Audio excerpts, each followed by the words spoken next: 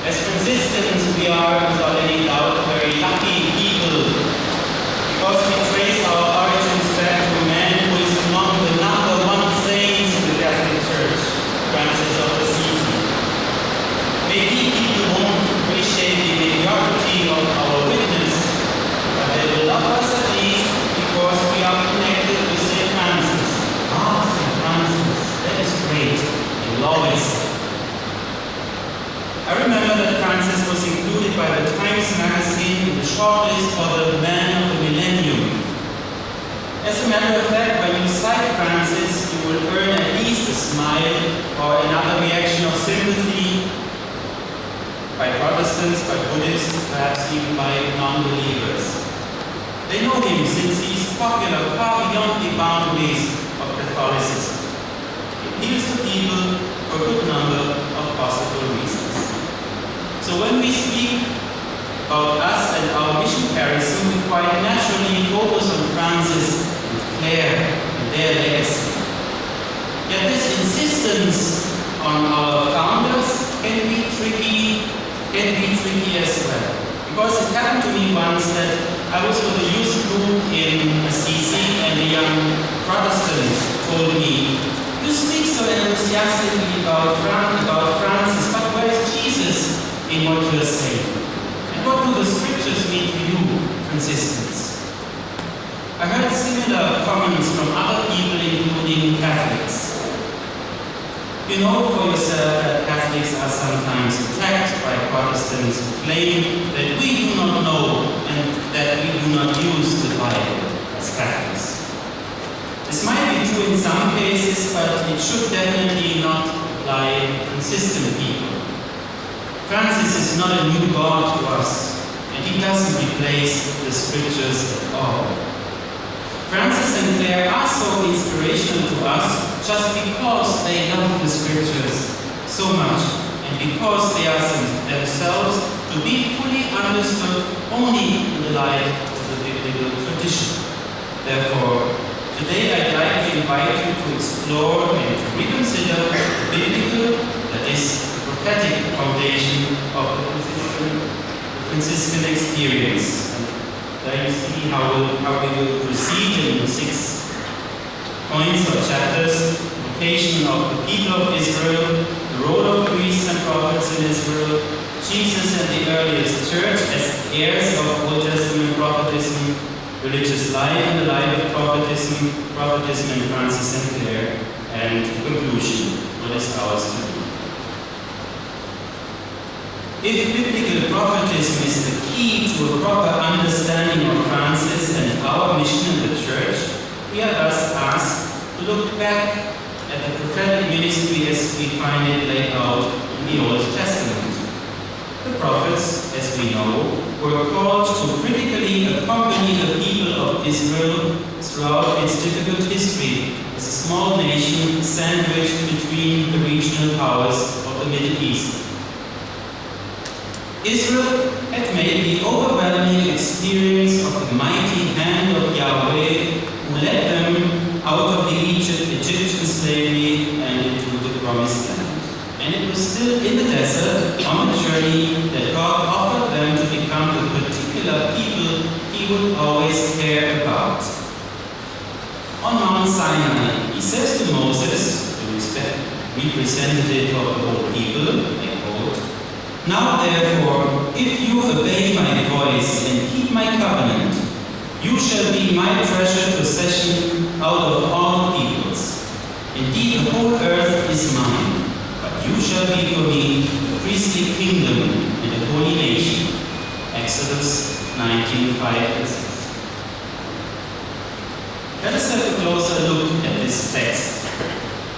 God, in His freedom and His sovereignty, offers a covenant. He takes the initiative. On the side of Israel as the contract partner, there is a way of life outlined which makes sure that the whole people walk in the light of its divine calling. And there are 4 conditions or guidelines given. You have them here. First and basically, Israel is expected to be a listening people. You have to listen to God's voice and to obey Him. To be a good listener means to be open to every possible way in which God might speak. Remember that Elijah had to learn this. When he waited for God to speak with a mighty voice and through thunder and a Saba rain, Yahweh approached him in the voice of a gentle whispering breeze.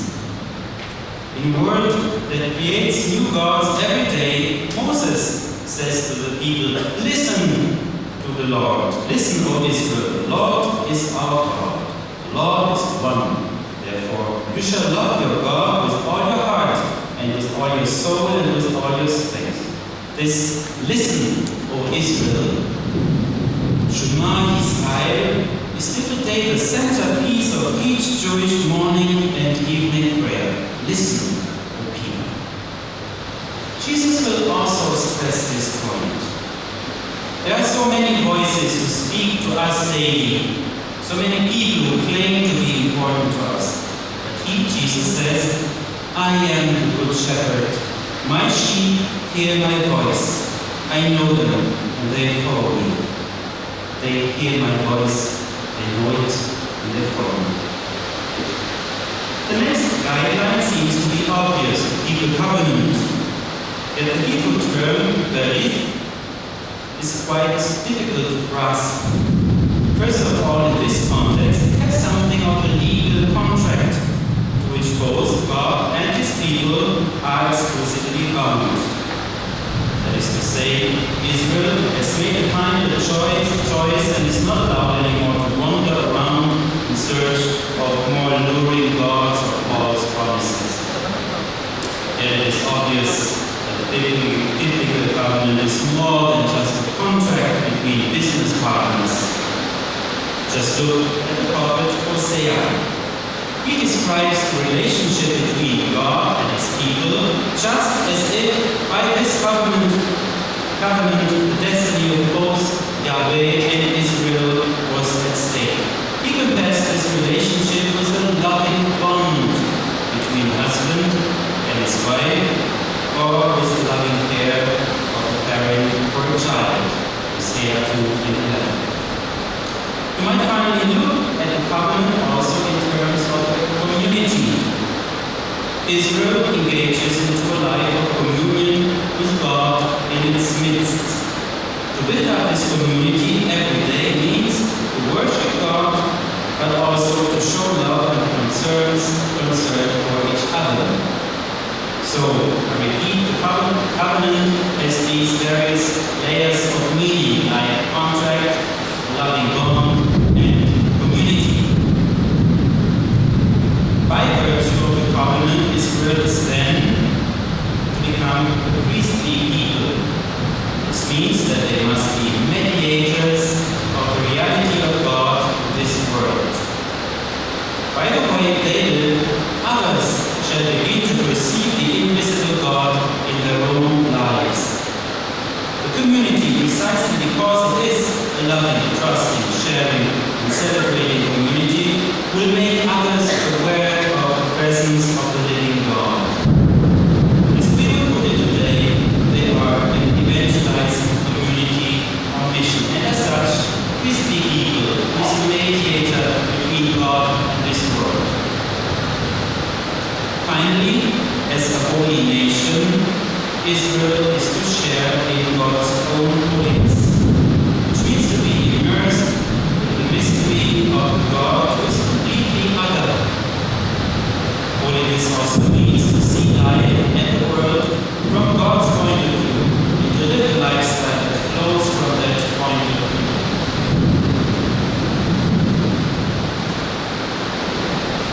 So far we have considered Israel as a people with a divine calling, people with a special vocation.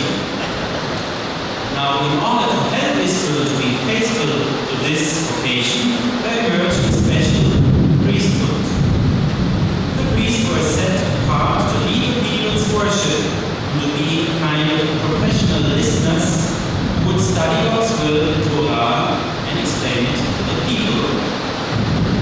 They yet, as you know, once a function becomes institutionalized, those functionaries can drift away from their initial task and calling. This was also the case with the priests in Israel. Consider their position as an honor that was passed on within some privileged families. What happened, to make it short and perhaps to overly simplify, was that the priests got lost in defining God's laws in every written detail instead of proclaiming it as the life-giving word of God within the changing situations of life. In other words, priests didn't allow the word of God to be creative anymore and to challenge us. On the other hand, the liturgy, especially once the temple was established, became also so much ritualized that it didn't serve its primary purpose anymore. That is, to be the expression of a vital relationship that needs to be lived out then in daily life. So liturgy is largely reduced to a way of taking God and manipulating Him for one's own personal purposes.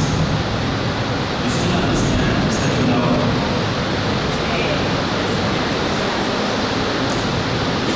Priests should have allowed people to come closer to God, that is, to know Him better, in order to love Him more intensely.